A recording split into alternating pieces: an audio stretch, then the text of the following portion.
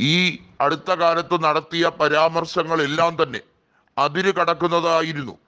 രാഹുൽ ഗാന്ധിയെ വിഘടനവാദി എന്ന രീതിയിലും ഭീകരവാദി എന്ന രീതിയിലും മുദ്ര കുത്താൻ ഒരു മടിയും കാണിക്കാതെ നെറുകേടിന്റെ അങ്ങേയറ്റം കാട്ടിക്കൂട്ടിയ നേതാവാണ് അമിത്ഷാ. രാഹുൽ ഗാന്ധി ഇന്ത്യയുടെ സുരക്ഷയ്ക്ക് ഭീഷണിയാണ് എന്ന് വരെ നിരവധിയായ വേദികളിൽ പ്രസംഗിച്ചു. ജമ്മു ആൻഡ് കാശ്മീരിൽ തെരഞ്ഞെടുപ്പ് പ്രചരണത്തിനിടയിൽ കോൺഗ്രസിനെ ഒരിക്കലും ഒരിടത്തും വിജയിക്കാൻ അനുവദിക്കരുത്, അവർ വിഘടനവാദികൾക്ക് സഹായം ചെയ്യുന്നവരാണ് എന്ന തരത്തിൽ അമിത്ഷാ നടത്തിയ വിവാദ പ്രസ്താവനകൾക്കെതിരെ കോടതിയിൽ നീങ്ങിയിരിക്കുകയാണ് കോൺഗ്രസ്. എന്നാൽ സുപ്രീം കോടതി നേരത്തെ കർണാടകയിലെ ഹൈക്കോടതി ചീഫ് ജസ്റ്റിസിനെതിരെ കൃത്യമായി ഒരു വിജ്ഞാപനം പുറപ്പെടുവിച്ചു. അതായത് ഒരിക്കലും ഇന്ത്യയിലെ ഒരു സ്ഥലത്തെയും പാകിസ്ഥാൻ എന്ന് വിളിക്കാൻ യാതൊരു അർഹതയും ആർക്കുമില്ല. ഇങ്ങനെ ചെയ്യുന്നത് വലിയ തോതിലുള്ള ഒരു കുറ്റകൃത്യം തന്നെയാണ്. ബംഗളൂരുവിലെ മുസ്ലിം ഭൂരിപക്ഷ പ്രദേശത്തെ പാകിസ്ഥാൻ എന്ന തരത്തിലേക്ക് അഭിസംബോധന ചെയ്ത കർണാടകയിലെ ചീഫ് ജസ്റ്റിസിനെതിരെയുള്ള സുപ്രീം കോടതി ചീഫ് ജസ്റ്റിസ് DY ചന്ദ്രചൂഡിന്റെ ശക്തമായ താക്കീതായിരുന്നു അത് എന്നുള്ളത് എല്ലാവരും അറിഞ്ഞതാണ്. ഇത്തരത്തിൽ വലിയ തോതിൽ ജാതീയമായ വേർതിരിവ് പല കോണുകളിൽ ജുഡീഷ്യറിയിൽ വരെ നടത്തപ്പെടുന്നു എന്നുള്ളതിന്റെ തെളിവല്ലേ ഇത്? ഇതാണ് കോൺഗ്രസ് ആരോപിക്കുന്നത്. കോൺഗ്രസ് മറ്റൊരു കാര്യം കൂടി പറയുന്നു.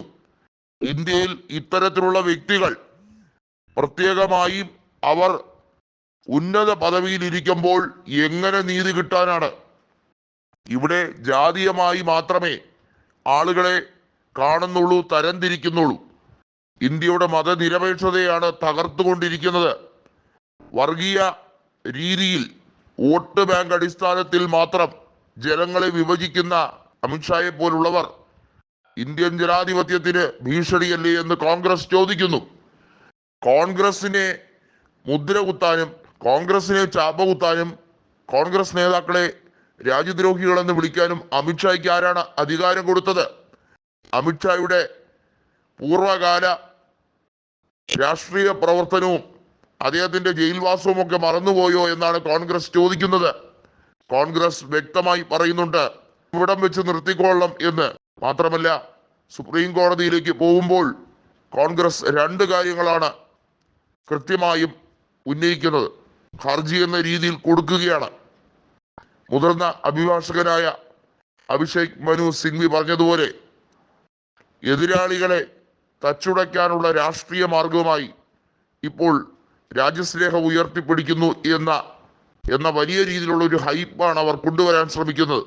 ഇതിനെയാണ് കോൺഗ്രസ് തച്ചുടയ്ക്കാൻ ശ്രമിക്കുന്നത്.